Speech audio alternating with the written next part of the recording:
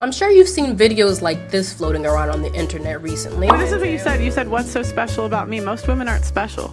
We would take you in the jacuzzi and dunk you under there and make sure we get all that makeup out. Hey, are you free Friday? This had the audacity to text me back. Depends on what we're doing. Who the f you think we talk? But what about this? First of all, rule number 1, ma'am, stop dating broke men. I don't care whatever his excuse is. Do not be asking the men that you're dating small things, okay? So if you want them to like pay for your nails and your hair and all of that, I don't start off with that. Like, I'm starting off with big things. Don't ever text a man or call a man while you're in courtship with him. He is supposed to court you. Let's talk about it.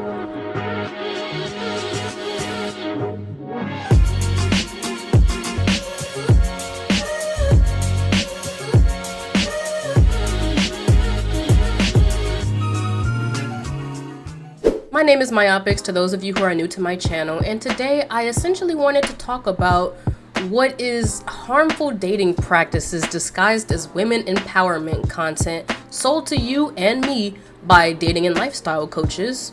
The thing about this type of content, it is most definitely not new on the internet. I would say that it originally first came onto my radar sometime back when I was in college, but it really started growing in popularity sometime around 2022 and 2023. And for the most part, at least on my part, I felt like this type of information and content was generally well received. Because on the outside, it looks like a community of women gathering to just share their tips and tricks on how to live life, how to age gracefully, you know what I'm saying, relationship tips and all these other different things. These women would go online and give all sorts of information on how to be magnetic, you know what I mean, how to channel your feminine, divine, feminine dragon warrior. You're the dragon warrior, you know, and you know, most of all, dating advice. And so if you've ever heard anything along the lines of it's a man's job to be a provider, 50-50 is for brokies, no brokies allowed, coffee dates are a big no-no because it means he's not serious about you and he's wasting your time, or the most infamous catchphrase, you know, sprinkle sprinkle, then you might already be in that pipeline. And I could obviously easily see how, because as I said, on the outside the information just looks really, really good. The thing is though, when you look a little bit deeper and you peel back the mask a little bit, you have to start to consider, what is this advice telling women and how is it affecting society as a whole? And before you click off the video thinking I'm gonna get on here and bounce my ass all over this microphone and say some BS, you gotta walk with me because my take might actually surprise you. The thing about this type of women's dating coach advice is that there's a lot of nuance to the topic. And the reason why there's nuance to the topic, in my opinion, is because you're going to meet two types of people when you're online, when you're in the general online sphere. You've got the type A person where they can receive online information, you know what I'm saying? Take a little good with the bad. Not everything you see on the internet is good and not everything you see is bad, so you got to know how to filter with your mind what is worth paying attention to and what is not. The second type of person is probably going to be something like your grandma. If your grandma's ever come to you and she told you, you know, she sent you a little something on WhatsApp and she said that Donald Trump said that he's gonna cut the earth in half and put blacks on one side and everybody else on the other side, that's the type of person I'm talking about, where they just take everything at face value. You know what I'm saying? They're not filtering the information. They're just taking it to a T. The reason why this information to me at its best is not bad is because it really does have a lot of gems dropped in there if you know how to filter, like I said. It teaches things like self-worth, knowing your value, how to spot abusers and manipulators and narcissists, and I think it does a really good job at inspiring you to break whatever your routine of normality is. If you want to be this super woman, you know what I'm saying? You want to be this super feminine, divine creature. You want to be this it girl.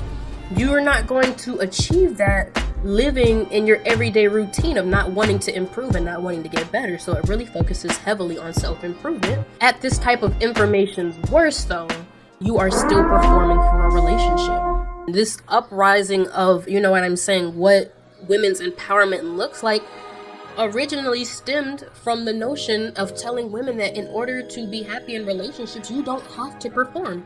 You don't have to be in servitude to a man to get the relationships and the type of lives that you're looking for. You don't have to pander and cater to men, which in itself is not a bad message, to be honest with you. You're not going to get the ease and the natural flow and the natural romance compliments from a man and from these relationships. You're not going to get all that you're looking for by trying to follow this pseudo rule book. To where, okay, if he's not giving you attention, then you're going to want to pull back like this. If you feel like he's losing interest, you're going to want to do this. If you feel like you're not getting enough of this, then you're going to want to do this right here. You're still performing for a relationship at the end of the day, which is definitely a narrative that we don't want to repackage as something else when it still comes back to servitude, performing, and jumping through hoops for a relationship. Social media has ruined relationships because of overanalyzation. We have picked apart every single aspect there is to being in a relationship and expected not to have some sort of negative outcome. People choose to believe some random person on the screen who they've known for 15 seconds. The second reason why I feel like this type of content and information is not the best to follow is because it's really working on a flawed ecosystem. This ecosystem of, I am the prize, I am the best, men should want to fall at my feet, men should want to do things for me. You know what I'm saying? And when they don't do that, whatever it is that you're wanting them to do, they're toxic or controlling or insecure. You know, there's nothing wrong with acknowledging that you deserve to be treated well, you deserve to be happy in your relationship, you deserve to be fulfilled. Your relationship fulfillment should not come at the expense of what a man is doing or is not doing for you. And it's not right to call someone toxic or controlling or insecure because you feel like on a first date he should be bringing you gifts and lavishing you if he really wants to show that he's interested in you, and he didn't do that. Is it fair to call someone insecure for not giving you something and they don't even know you that well? I honestly don't think that it is. More than anything else, and the real center of my video, and I feel like the most important reason that we have to acknowledge that this advice is not the best, is because more people are interpreting this information completely wrong than there are people who are interpreting it, like I said, taking the good with the good and the bad with the bad and filtering it through. So you could arguably sit there and say, well, you just dissected your entire argument right there by saying that it's not the advice itself, it's the people. You teach someone how to do something and they do it the completely fucked up most wrong way ever, and they did not achieve the results that you were hoping for them to achieve. Did they learn the lesson? Did they pick up on the information that you were trying to put with it? Did they pick up on the gems you were trying to drop? If they can't execute those in a way that is helpful instead of harmful to them, while also simultaneously hurting other people in the process, I don't think they learned the lesson. But there is a whole community of people who are completely misinterpreting this advice, which is why I wanted to take us to Reddit to look at a couple of threads. There's a Reddit community online called Reddit/NiceGirls. If you're familiar with the term nice guys, you know what I'm saying, the type of guy who's like, why won't she sleep with me? I'm just such a great guy. It is the women counterpart of that, so-called. The thing is, though, although most of this Reddit community is just filled with just some really atrocious women, I've been seeing more and more posts that allude back to this type of content. So that's what I think we should look at. Now, I'm going to start off with this example first that you're going to have to understand most likely is a scammer. I'm not that ignorant online to where I can't tell a scammer when I'm seeing one. Hi, how are you doing this morning? Doing okay, about to step out for a little bit. How are you doing this morning? Good and lonely. Can you do me a favor? Seems like a repeat theme. I'll need you to pick up an Amazon card for me as soon as you go out. So I can update my phone. Do we really have to read the rest to know that this is a scammer? We already know that this is somebody overseas, you know what I'm saying, trying to get those Amazon codes. But the problem is, when you can't tell the difference between a scammer and somebody that you're dating, there is a legitimate problem.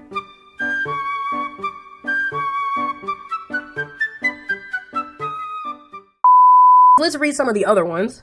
Hey, I had a really good time tonight. Same. I always have a wonderful time with you. Yeah, dinner was amazing. I just have something to say. Please don't take this the wrong way. Yeah, what's up? Did you seriously only get me flowers? Or is there another surprise or something? What do you mean? Again, dinner was great and I'm not complaining. It's just flowers. Really? Like, that feels like the most generic female gift possible, LOL. Most girls don't care for them outside of the movies, LOL. It wouldn't be so bad if you got something else too, but no, just useless flowers. I also had dinner. It was fun. I'm confused. LMAO, dinner was an activity. Flowers are a gift. I'm not complaining about the activity of the evening. I'm complaining about the gift. Not that hard to understand, LOL.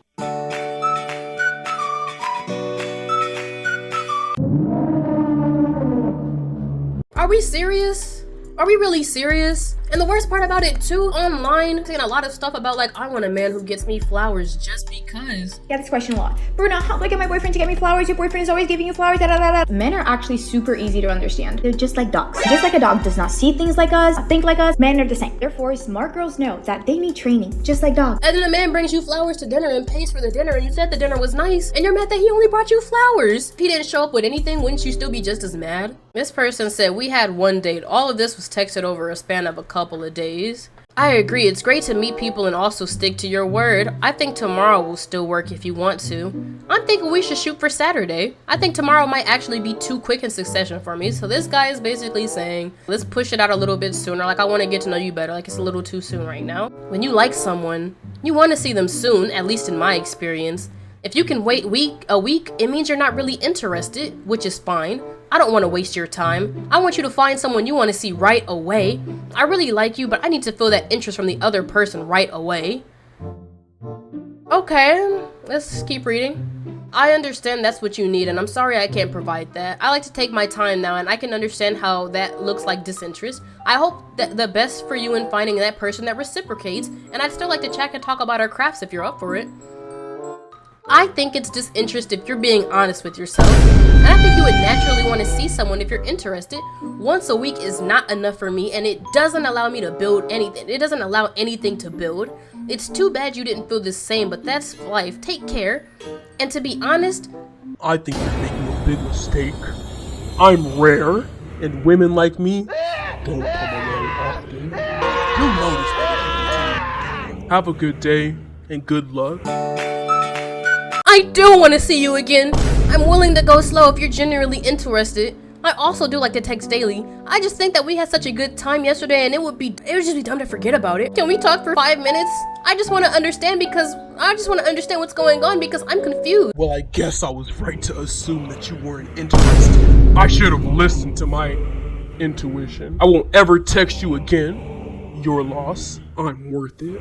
I know I said that was the last text, but it's this one. You really hurt my feelings by pretending to be interested. I thought you were different, but you're just a jerk who ghosts women like the rest of them. I take back every good thing I said about you, and I regret matching with you and going out with you. I regret talking to you. I regret it all. I haven't been this angered and hurt in a long time, but you really angered me. You actually fucking made me think. This was such an awful mistake, and I just want to forget that you even exist. I don't want to hear from you again, and I honestly don't wish you the best. So we don't even have to go through the rest of this. This person is crashing out in your DMs. In reading all of that, I say all of this to say that, truth be told, on the outside, this advice sounds practical, and it sounds good, and it sounds like women stepping into their femininity, and it sounds like a lot of good things. But when you put it into practice, when you remove the nuance, when you take out the people who can't take the good with the bad, and you just look at the population of people who are looking at this advice and they're just throwing the hammer down on the niggas, on the men, you know what I'm saying?